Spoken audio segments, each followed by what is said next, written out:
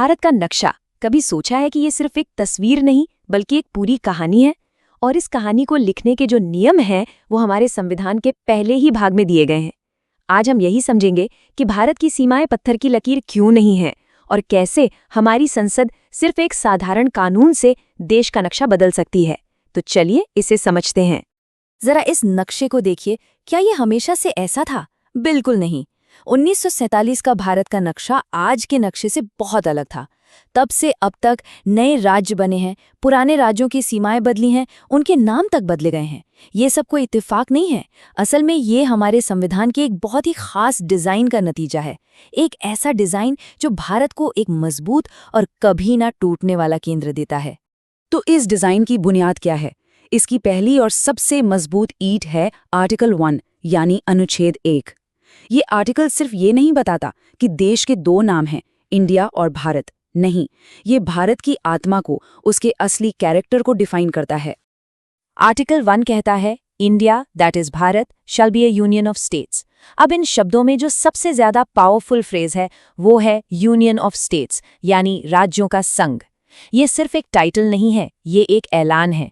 ये ऐलान कि भारत राज्यों के बीच हुआ कोई समझौता या एग्रीमेंट नहीं है जिसे वो जब चाहें तोड़ दें। नहीं, ये एक अविनाशी संघ है, इंडिस्ट्रक्टिबल यूनियन। कोई भी राज्य अपनी मर्जी से भारत से अलग नहीं हो सकता। और पता है, ये शब्द यूनियन बहुत सोच समझ कर चुना गया था। हमारे संविधान बनाने वालों ने जानबूझकर फेडरेशन शब्द की जगह यूनियन को चुना। क्यों? क्योंकि फेडरेशन एक तरह का अग्रीमेंट होता है जहां अलग अलग राज्य मिलकर एक देश बनाते हैं और शायद अलग भी हो सकते हैं, लेकिन यूनियन का मतलब है एक ऐसा मजबूत बंधन जो कभी टूट ही नहीं सकता। सीधी सी बात है, भारत एक परिवार की तरह है, कोई बिजनेस डील नहीं। तो सवाल ये है कि ये यूनियन ऑफ स्टेट्स फैला कहाँ तक है? संविधान कहता है कि टेरिटरी ऑफ इंडिया में 3 चीजें आती हैं। 1, हमारे सभी राज्य। 2, हमारी सभी यूनियन टेरिटरीज यानी केंद्र शासित प्रदेश। और 3, कोई भी ऐसा इलाका जिसे भारत भविष्य में हासिल कर सकता है। और ये जो तीसरा पॉइंट है ना, ये दिखाता है कि हमारा संविधान कितना दूर की सोचता है। तो हमने देखा कि भारत भविष्य में नए इलाके अपने में शामिल कर सकता है, पर सवाल है कैसे? अगर किसी बाहरी क्षेत्र को भारत का हिस्सा बनाना हो तो हमारा संविधान इसकी इजाजत कैसे देता है? इसका जवाब हमें मिलता है आर्टिकल 2 में। बहुत सिंपल है। आर्टिकल 2 हमारी संसद को ये पावर देता है कि वो किसी भी नए राज्य को भारत संघ में शामिल कर सकती है। इसका सबसे क्लासिक उदाहरण है सिक्किम।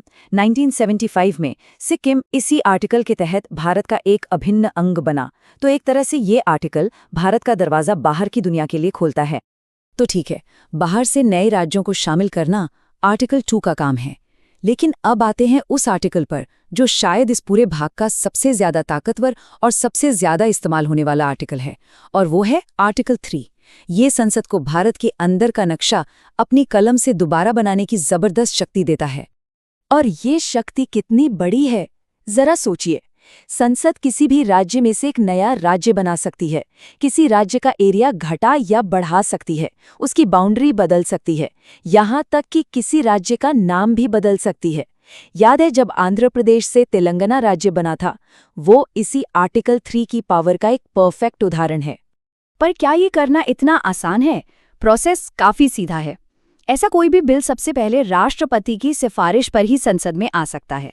फिर राष्ट्रपति उस बिल को संबंधित राज्य के पास उसकी राय जानने के लिए भेजते हैं।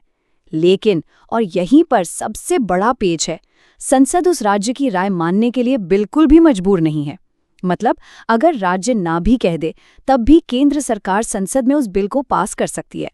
तो एक मिनट, अगर किसी राज्य की सीमाएं बदलना इतना बड़ा फैसला है तो इसके लिए तो संविधान में कोई बड़ा बदलाव मतलब कॉन्स्टिट्यूशनल अमेंडमेंट करना पड़ता होगा, है ना? खैर, यहीं पर कहानी में एक और ट्विस्ट आता है और वो है आर्टिकल 4। और ये ट्विस्ट बहुत बड़ा है।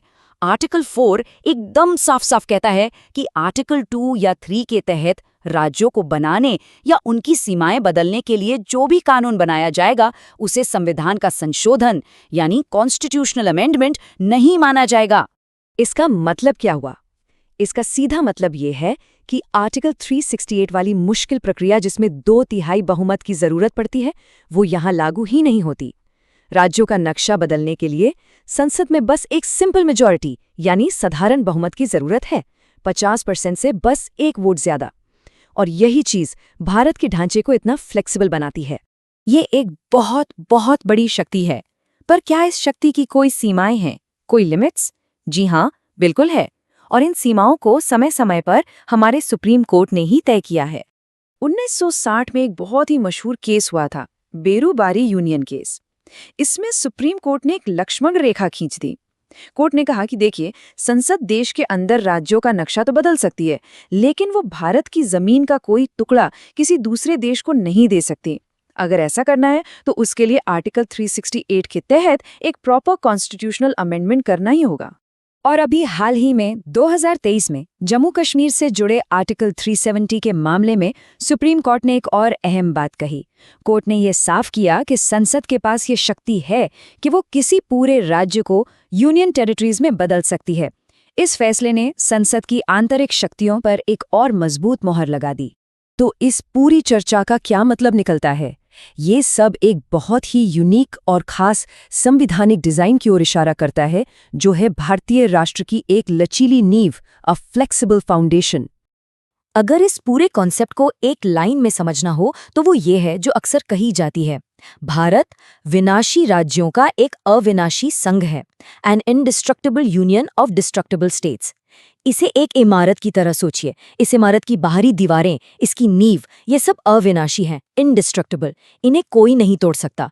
लेकिन इस इमारत के अंदर के कमरे, उन्हें तोड़ा जा सकता है, जोड़ा जा सकता है, उनका नाम बदला जा सकता है। मतलब हमारा संघ हमेशा मजबूत रहेगा, भले ही राज्यों का स्वरूप बदलता रहे।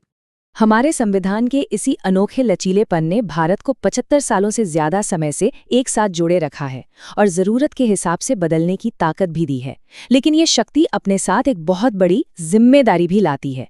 सवाल ये है कि आने वाले समय में हम अपने देश के नक्शे को बदलने की इस शक्ति का इस्तेमाल कैसे करेंगे? इस पर सोचना जरूरी है।